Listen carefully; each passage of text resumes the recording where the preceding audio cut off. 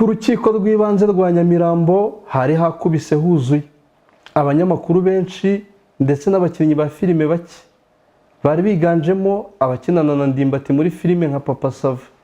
Hanyuma rero aba ni bamwe mu bakinnyi bakinana na Ndimbati bari bitabiriye uru rubanza ndetse bababajwe cyane n'isomwa ry'uru rubanza kuko nubwo umucamanza yavuze ko yashingiye kuri DNA report igaragaza ko abana ari abandimbati, kandi umucamanza yagiye avuga ko urukiko rwifashishije umuhanga mu mategeko wavuze imvugo ivuga ko ari impamvu zituma umuntu akekwaho ibyaha ndetse ari nazo zashingiyeho. Urukiko kandi rusanga hari ibyagezweho bikomeye mu iperereza byatumye Ndimbati akatirwa iminsi 30 y'agateganyo muri gereza nkuru ya Nyarugenge.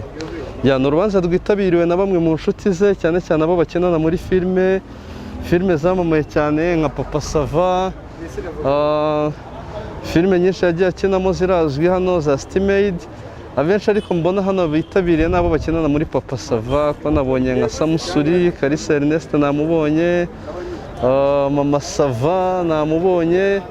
Ikindi itangazamakuru ryari rihari ku bwinshi, nagiye mbona ibitangazamakuru byinshi, yaba ibikorera ku mirongo ya internet, yaba ibikorera kuri YouTube, yaba n'ibitangazamakuru byigenga byinshi hano nagiye mbibona. Bari bategereje isomwa ry'urubanza. Bamwe bagaragazaga ubwoba ku maso, abandi baracyafite icyizere ko ashobora kurekurwa.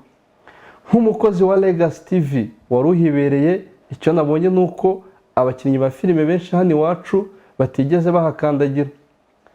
Uwihoreye Jean Bosco yamenyekanye ku izina rya Ndimbati. Inkuru y'ifungwa rye yamenyekanye mu masaha ya saa sita, ubwo umucamanza yemezaga ko Ndimbati akatiwe iminsi 30 y'agateganyo muri gereza ya Mageragere. Ariko se ubundi byagenze gute kugira ngo Ndimbati atsindwe urubanza akatirwe kandi yaburanaga yarahabwaga amahirwe yo gutaha? Ku ikubitiro ubwo urubanza rwatangiraga yahabwaga amahirwe yo kurutsinda biturutse ku buryo yireguraga ku byaha yaregwaga byo gusambanya umwana utaruzuza imyaka ndetse no guha umwana inzoga. Ndimbati yavugaga ko uyu mwana babonanye afite imyaka y'ubukure ihagije yo kubonana n'umugabo ashaka. Ndimbati kandi yavugaga ko ntacyo atafashije uyu mwana kugira ngo arere abana b'impanga babyaranye nawe. Kabahizi Fridaus niwe mwana wareze Ndimbati.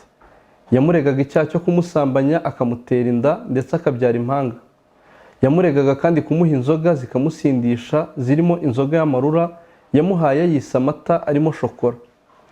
Uyu mwana wari uhagarariwe n'ubushinjacyaha ngo yari umukozi wo mu rugo. Ndimbati aza kumenyana nawe bagera aho baryamana, amutera inda, atangira kumufasha gake gake, bigeraho uyu mukobwa avuga ko Ndimbati yamutereranye maze yemeza kumushyira ku karubanda.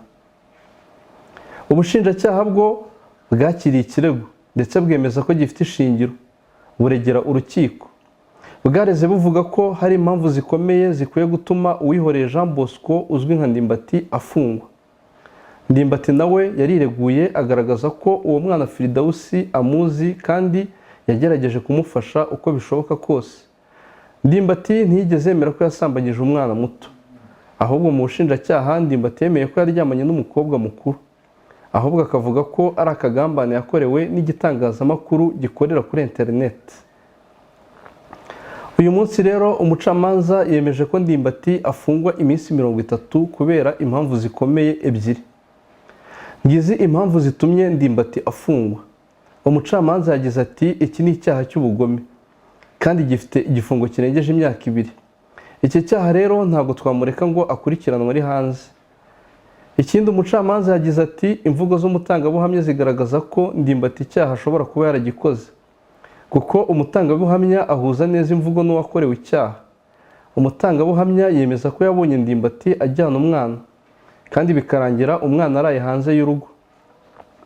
Umucamanza yakomeje agira ati Uwihoreye Jean Bosco Ndimbati yananiwe kuvuguruza ibyo umwana w'umukobwa yamuvuzeho. Urugero nko kuba yaramuhaye inzoga y'amarura amubeshya ko ari amata arimo shokora. Ngizo rero impamvu zitumye Ndimbati atsindwa ku ikubitiro akaba yerekeje i Mageragere aho agiye kumara iminsi 30 y'agateganyo. Gusa umwunganizi mu mategeko wa Ndimbati yemeje ko yahise ajurira ndetse avuga ko Ndimbati ashobora gutsinda mu bujurire. Nubwo Ndimbati akatiwe iminsi 30 ntabwo bivuze ko icyaha kimuhama, kuko ubu aracyafatwa nk'umwere imbere y'amategeko kugeza aburanye mu mizi agatsindwa. dusomwe ku rwego rwa mbere, ntabwo dusomwe ku rwego rwa nyuma.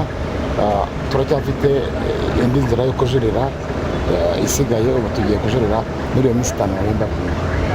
Irene, murajurira iki? Ni iki mwe mutanyuzwe nacyo cyangwa se n'iki mubona kitagenze neza ujya kujurira no kufite points? Mu by'ukuri ibyo nababwiye ntabwo mwumvise ko urukiko ntabwo ruvuze ibintu byose byabaye, ntabwo bivuze n'ibyo twaburanye byose ngo rugende rubimotiva ruvuge ngo byagenze gutya cyangwa byagenze gutya. Niyo mpamvu mbabwira ko dutegereje kubona ko kopi yuzuye iza, nibamara kuyidushyiramo kopi yose turayisoma natwe tuyisesengure turebe aho dushobora gushingira tujurira. Ariko mu by'ukuri icyo twababwira cyo nuko tugomba kujurira uko byamera kose. Reka rero dutegereze mu kanya wenda nka nyuma y'isaha cyangwa isaha ebyiri kopi ziraba zimaze kujyamo, tuyifate twicarane n'uwo twunganira turebe icyo amategeko atugenera, nyine aricyo cyitwa kujurira, turebe ingingo tugomba gusobanura zirebana n'ubujurire bwacu. Ndumva nta kindi. Murakoze. Metero urakoze, ariko akabazo k'amatsiko metere, igihe izi mpamvu zikomeye umucamanza yavuze zitahinduka mu bujurire, twazabona Ndimbati mu mizi nyuma y'igihe kingana iki ko imanza zitinda?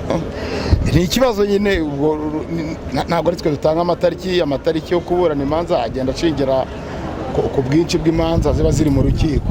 Ni ukuvuga ngo tujuriye ntibamurekure, twazategereza urubanza mu mizi bakemeza niba ari umwere cyangwa atari umwere. Ubwo twazategereza icyazava mu gihe cy'urubanza mu mizi igihe rwaba rusomwe, ariko icyo nanone cyagerwaho ari uko batamurekuye ku rwego rw'ubujurire. Tuvuge urukiko rwajuririwe narwo rukomeje iki cyemezo cyo gukurikiranwa afunze, nubwo twazategereza ibizarebana n'urubanza mu mizi.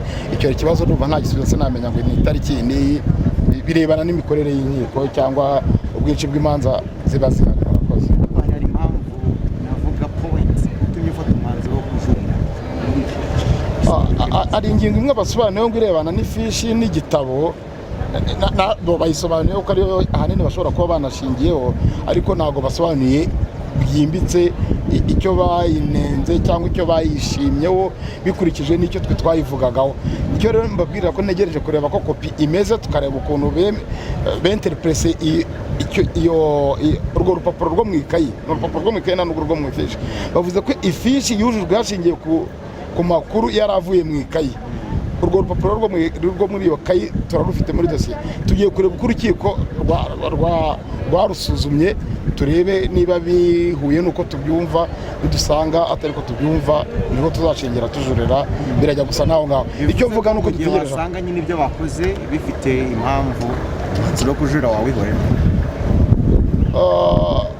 Na nyuma y'ibyo byose n'impamvu zaba zinahari, hari n'icyo amategeko ateganya. Amategeko ashobora no kuvuga ko umuntu akurikiranwa adafunze, ibimenyetso byaba bihari cyangwa byaba bidahari. Ibyo byose rero ayo mahirwe turacyafite, ndumva tutayibuza, tugomba kujurira. Metre, ntabwo ubona ko hirengagijwe ikintu gikomeye mwari mwatanze nk'abatanze ingwate? Hari abantu bitanzeho ingwate kandi urukiko rujya rubishingira, mwebwe ntimubona ko byirengagijwe wenda? Ibyo byose turengera tubisabe. Umucamanza ashobora gufata icyemezo, ibi byose ntabiha agaciro.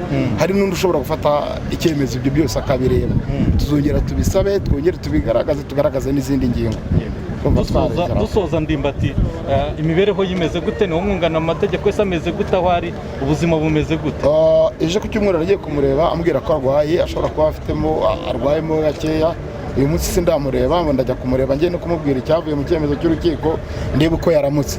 Avuga ko arwaye, sinzi uko yaramutse. Kubwira uburwayi arwaye? Ntabwo yabumbwiye. Urakoze cyane. Metere araterekeza muri gereza cyangwa abagumye muri sitasiyo ya polisi? Uyu munsi cyangwa ejo, ubu kuva icyemezo cyasomwe ashobora guhita amanurwa muri gereza. Tumusure Mageragere. Bashobora kumujyanayo rwose. Guhera uyu munsi ubu ari sapozi kujyayo. Igihe Ndimbati yaba atsinze mu mizi yazahita arekurwa, naho igihe yazatsindwa mu mizi itegeko rivuga ko yahabwa igihano kiva ku myaka 20 kikageza kuri burundu. Iyi ni Legacy Media, njye ndi Isa Rurangwa. Tubonane mu zindi nkuru.